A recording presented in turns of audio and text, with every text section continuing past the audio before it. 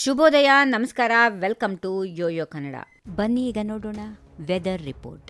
ರಾಜ್ಯದಲ್ಲಿ ಶೀತಗಾಳಿ ಹೆಚ್ಚಳವಾಗಿದ್ದು 3 ದಿನಗಳ ಕಾಲ ಮಳೆಯಾಗುವ ಸಾಧ್ಯತೆಗಳಿವೆ ಎಂದು ಹವಾಮಾನ ಇಲಾಖೆ ಮುನ್ಸೂಚನೆಯಲ್ಲಿ ತಿಳಿಸಿದೆ. ಉತ್ತರ ಕರ್ನಾಟಕ ಜಿಲ್ಲೆಗಳಲ್ಲಿ ತಾಪಮಾನ 5 ಡಿಗ್ರಿಗೆ ಇಳಿಯುವ ಸಾಧ್ಯತೆಗಳು ಇವೆ.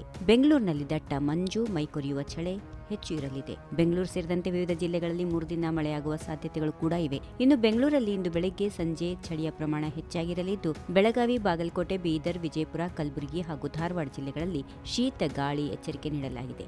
ಬೀದರ್, ಬೆಳಗಾವಿ ಸೇರಿದಂತೆ ಉತ್ತರ ಕರ್ನಾಟಕದ ಕೆಲವು ಭಾಗಗಳಲ್ಲಿ ಕನಿಷ್ಠ ತಾಪಮಾನ 5 ಡಿಗ್ರಿ ಸೆಲ್ಸಿಯಸ್ ಇಳಿಯುವ ಸಾಧ್ಯತೆಗಳಿವೆ. ಕೆಲವು ಭಾಗಗಳಲ್ಲಿ ಕನಿಷ್ಠ ತಾಪಮಾನ 13 ಡಿಗ್ರಿ ಸೆಲ್ಸಿಯಸ್ ಇರುವ ಸಾಧ್ಯತೆಗಳು ಕೂಡ ಇವೆ. ಚಿಕ್ಕಬಳ್ಳಾಪುರ, ಚಿತ್ರದುರ್ಗ, ದಾವಣಗೆರೆ, ರಾಮನಗರ, ಮಂಡ್ಯ, ಚಿಕ್ಕಮಗಳೂರು, ಶಿವಮೊಗ್ಗ, ಹಾಸನ, ಕೊಡಗು, ಚಾಮರಾಜನಗರ, ಮೈಸೂರು ಜಿಲ್ಲೆಗಳಲ್ಲಿ ಒಣ ಹವೆ ಮುಂದುವರಿಯಲಿದೆ. ಡಿಸೆಂಬರ್ 11ರಿಂದ 13ರವರೆಗೆ ಪುದುಚೇರಿ, ಕರೈಕಲ್, ಮಾಹೆ, ಅಂಡಮಾನ್ ಮತ್ತು ನಿಕೋಬಾರ್ ದ್ವೀಪಗಳಲ್ಲಿ ಕೂಡ ಭಾರೀ ಮಳೆಯಾಗುವ ನಿರೀಕ್ಷೆ ಇದೆ. ತಮಿಳುನಾಡಿನಲ್ಲಿ ಮುಂಗಾರು ಋತುವಿನಲ್ಲಿ ಗಮನಾರ್ಹ ಮಳೆ ದಾಖಲಾಗಿದ್ದು, ಹವಾಮಾನದಲ್ಲಿ ಬದಲಾವಣೆಯೊಂದಿಗೆ ಭಾರೀ ಮಳೆಯಾಗುವ ಎಚ್ಚರಿಕೆಯನ್ನ ಐಎಂಡಿ ನೀಡಿದೆ. ಡಿಸೆಂಬರ್ 11ರಿಂದ 13ರವರೆಗೆ ಬಲವಾದ ಗುಡುಗು ಸಹಿತ ಭಾರೀ ಮಳೆಯಾಗುವ ಸಾಧ್ಯತೆಗಳು ಇವೆ ಎಂದು ಎಚ್ಚರಿಕೆ ನೀಡಲಾಗಿದೆ.